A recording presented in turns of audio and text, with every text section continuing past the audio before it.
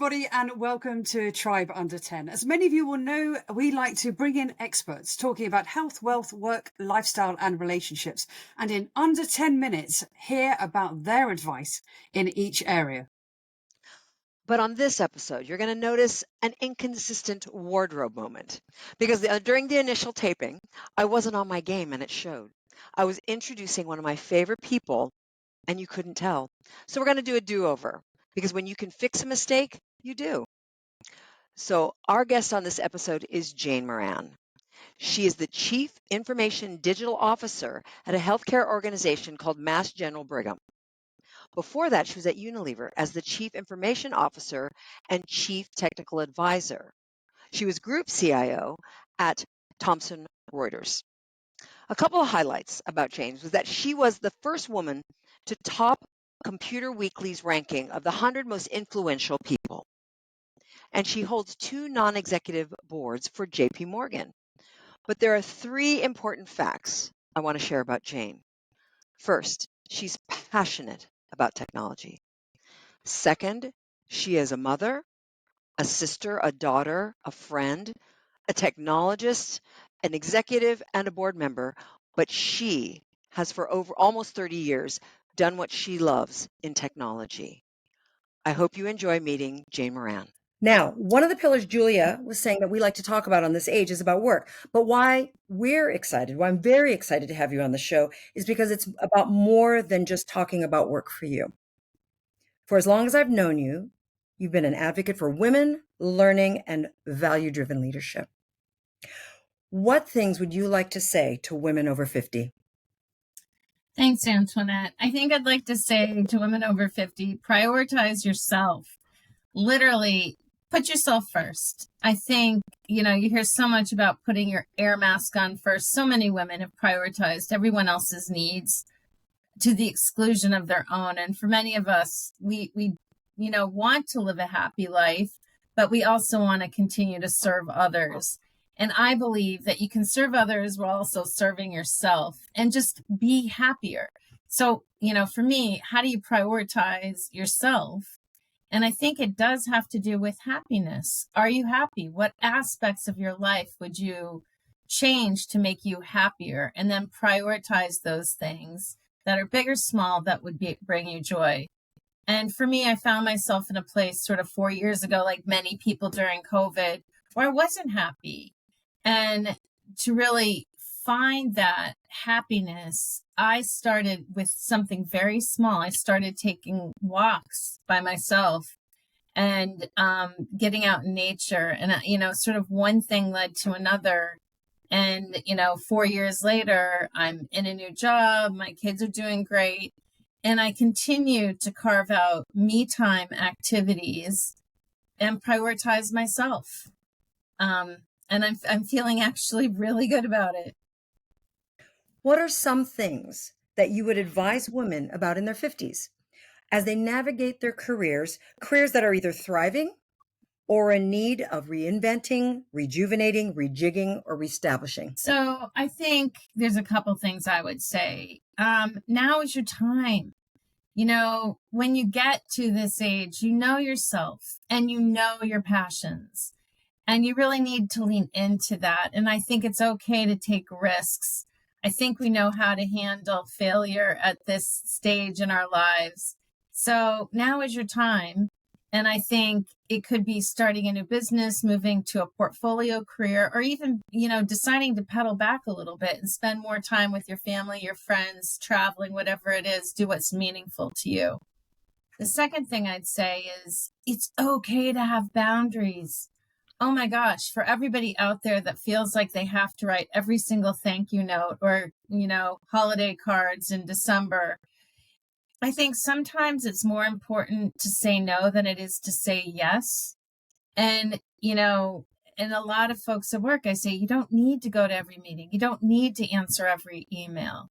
You need to focus on the things that are most important to you. And then the third thing I would say, it's a great time to learn and do something new. And for me, I've been in technology my whole career. There's never been a better time to be in technology. And with explosion of artificial intelligence and the positive impact that it's going to have in my industry in healthcare, I'm excited to learn everything I can about how AI can transform the healthcare industry. And for me, that's a lot of fun. So what I would say, Antoinette, now is your time. It's okay to have boundaries, and it's a good time to learn and do something new. What's different for you after you turned 50? Oh my God, this is so easy. I am completely unfiltered. I don't know what happened. I think I'm actually 61, and at my 60th birthday, I think the wheels came off the bus. I just, I think that, I realize how valuable time is. I've learned a lot through the years. Hopefully, I've learned quite a lot through the years, and I'm more clear and direct in what I want and how I interact with people. And I'm really clear on what I like and I don't like. And, I think that is very positive. So yeah, I'm unfiltered. But as a caveat to that, I think I would also say I listen more. And this is a skill set that I've had to work on my whole life. Listening is so important. And I think I'm still learning, and I need to listen for understanding as opposed to listening just to respond. So I think both of those things go together, being unfiltered and being very direct, but also listening more. I love those two answers. Both together even make it better. One of the things we talk about on the show is, what do you do when you're just not feeling it? What helps you stay focused, find your drive, shore up your resilience? So I talked a little bit in your first question about my long walks. I think that's just an example of self-care. I think I've really leaned into self-care. I mean, when we're getting older, we recognize like our bodies can't do what they used to do. We don't have the energy we used to have. And so I really feel like you can manage that. And so health-wise, I exercise, I lift weights, I walk, I, get my hair and nails done, I eat right. But I think it's also relationship based. I'm pretty social. I have two sons who are 21 and 23, and I check in with my boys regularly. I have two sisters I'm very close with, and I've got loads of just wonderful friends. And so I socialize and I prioritize socializing. I think that's a really important part of what you do. So I think that routine of self-care, I also read, I'm into learning. To me, making yourself a priority and doing things that help you as a person, I think those are the things that are really important. So, Jane Moran, one of the things we love to talk about is how guests who've come on the show have ripped up the rule book since the age of 50. Come on, tell us, which rule have you ripped up since 50? I think probably it's okay to socialize with the boys. I think, I was raised fairly traditionally. I grew up in Ohio in the Midwest. And it's okay to go out and drink with the guys, to go have a beer at the bar, but just leave by 10 p.m., right? Use good common sense. But that's where sort of some of the work socialization really happens. What's the next rule you're going to rip up? Antoinette, I am not retiring. I think this whole, I get together with some of my friends. I've got a big college reunion coming up, and I've been sort of emailing and talking to friends. And the first question everybody wants to ask when you're my age is, when are you retiring? And I'm saying, I'm not retiring. I'm going to make more money in my 60s and 70s than I did in my 40s and 50s. I see no need to retire. I love working. I love what I do. And there's never been a better time to be in technology than there is now. And I'm having a ball with what I'm doing. So that is my big rule that I'm ripping up. You don't have to retire if you don't want to.